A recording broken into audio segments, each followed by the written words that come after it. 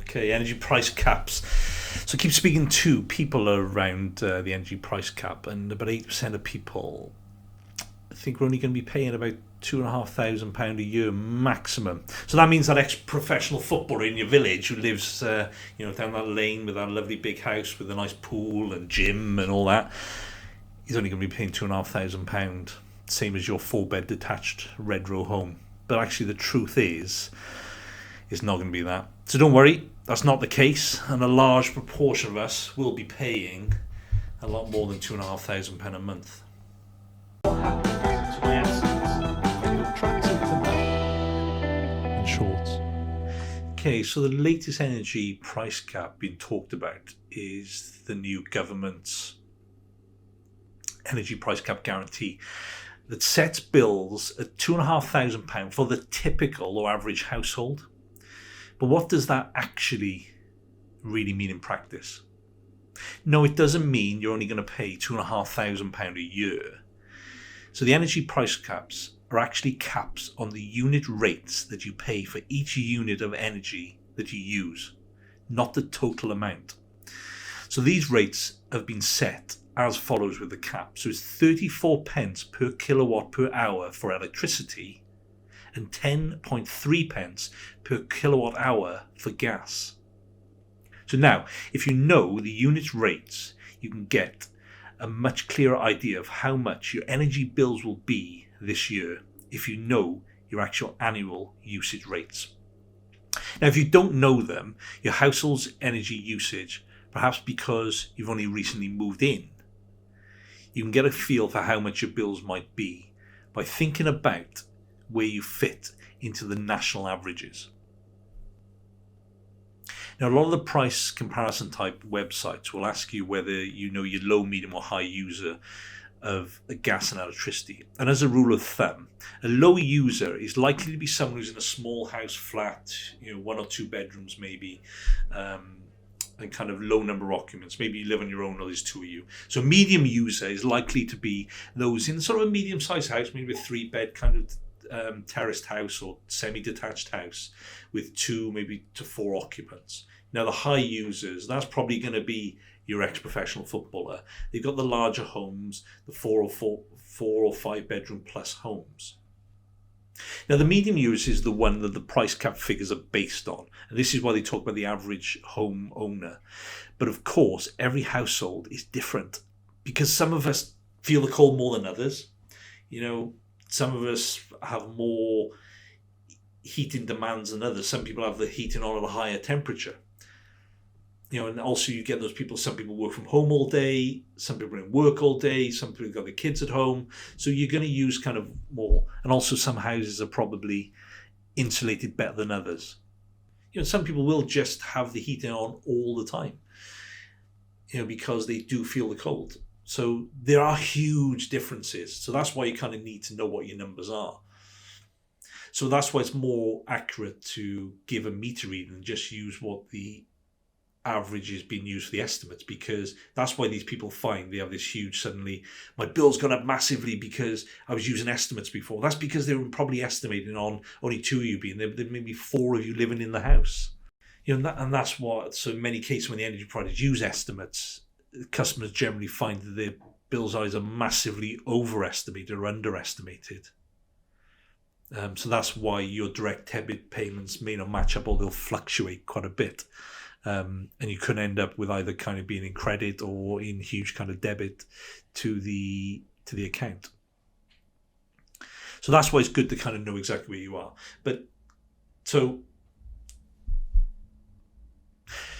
example of estimations of your bill. So let's go into an example of actually how it's going to look in reality. So now we're going to move over to the whiteboard, and we're actually going to demonstrate this in real life practice with using the average figures that we've got.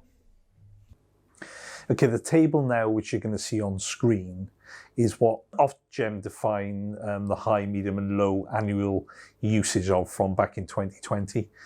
So this will just give you a bit of an idea of how it's going to actually work out in real-time practice. Okay, so let's get into the table. This is actually going to break it down now into what you potentially actually going to be paying if you fall into the different kind of user categories. Now, obviously, we do, if you have your more accurate figures, we can actually calculate this. So across the top here, we got the low, medium, and high users based on the figures you just saw on the screen a second ago. Then let's have a look at actually the fuel types and how the charges will work. So electric, 34 pence per kilowatt per hour. So that's going to be the cap. Okay, that's going to be the maximum you're going to pay. Electricity standing charge, 46 pence per day. Okay, that's just for having the electricity. And that varies from region to region.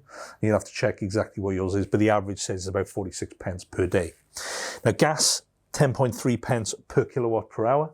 Okay, and then the standing charge for gas, 28 pence per day. Okay, and then we'll work out a total of what you potentially will be paying then kind of each month. Okay, so let's go to the first one based on the figures we've got. So we're going to be looking as a low user, okay, we're going to be looking at about £612 per year, okay. And as a medium user based on the 34 pence, we're going to be looking at around about 986, okay. And then if you're in the high user, you're going to be looking at 1462 per year. So that's perfect. So let's have a look at the standing charges. So that's going to be kind of the same across the board now. It's going to be 106. We all got the same amount of days in the year, so that isn't going to change. So the standing charge is going to be the same across the board.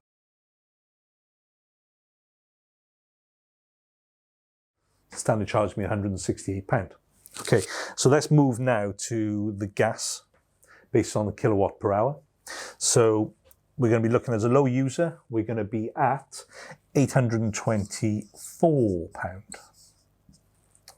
Okay, and then for medium user, we're going to be at 1236. So 1,236. And the high user, we're going to be at 1751 per year. Okay.